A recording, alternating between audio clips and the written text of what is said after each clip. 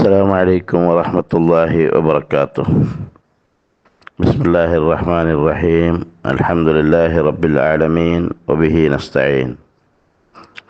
പ്രിയ ശ്രോതാക്കളെ, സത്യവിശ്വാസികൾ പരസ്പരം സദൃഢമായ ബന്ധം കാത്തു സൂക്ഷിക്കേണ്ടവരാണ്. നമ്മുടെ സഹപ്രവർത്തകർ, കൂടെ ജീവിക്കുന്നവർ, കൂടെ ജോലി ചെയ്യുന്നവർ, ഇവരെല്ലാവരും പരസ്പരം സഹോദരന്മാരായി കാണാനാണ് ഇസ്ലാം നമ്മളോട് നിർദ്ദേശിക്കുന്നത്. അതാണ് ഇസ്ലാം പഠിപ്പിക്കുന്നത്. അവരുടെ സന്തോഷങ്ങളിൽ സന്തോഷിക്കുവാനും വേദനകളിൽ താങ്ങാകുവാനും സാധിക്കേണ്ടതുണ്ട്. അല്ലാഹു സുബ്ഹാനഹു തആല പരിശുദ്ധ ഖുർആനിൽ കൂടി പറയുന്നത്,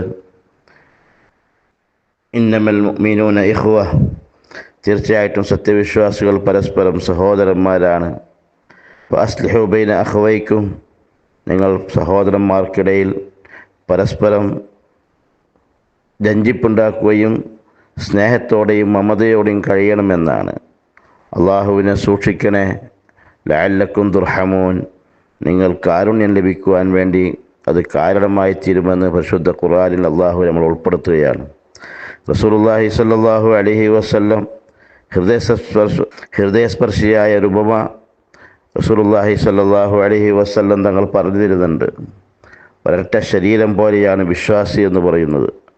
അവനക്ക് അസുഖം ബാധിച്ച്, ഏതെങ്കിലും ഒരു അവയവത്തിന് അസുഖം ബാധിച്ചു കഴിഞ്ഞാൽ അവന് പനിയുണ്ടായും ഉറക്കമൊഴിച്ചും അവനക്ക് അതിനോട് അനുഭാവം കാണിക്കുകയും ചെയ്യുന്നു ശരീരം.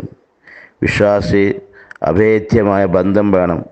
റസൂലുള്ളാഹി സ്വല്ലല്ലാഹു അലൈഹി വസല്ലം പറഞ്ഞത്, മുസ്ലിം അഖുൽ മുസ്ലിം, മറ്റൊരു മുസ്ലിമിൻ്റെ സഹോദരനാണ്. ലാ യദ്ലിമുഹു വലാ യഖ്ദുലുഹു വലാ യഹ്ഖിറുഹു, ആക്രമിക്കുകയില്ല, നിസ്സാരപ്പെടുത്തുകയില്ല, അവനെ അസഭ്യം പറയുകയില്ല എന്നൊക്കെ റസൂലുള്ളാഹി സ്വല്ലല്ലാഹു അലൈഹി വസല്ലം തങ്ങൾ പഠിപ്പിക്കുന്നുണ്ട്.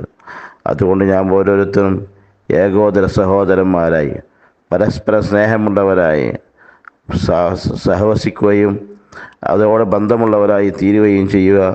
അല്ലാഹു സുബ്ഹാനഹു തആല അനുഗ്രഹിക്കുമാറാകട്ടെ.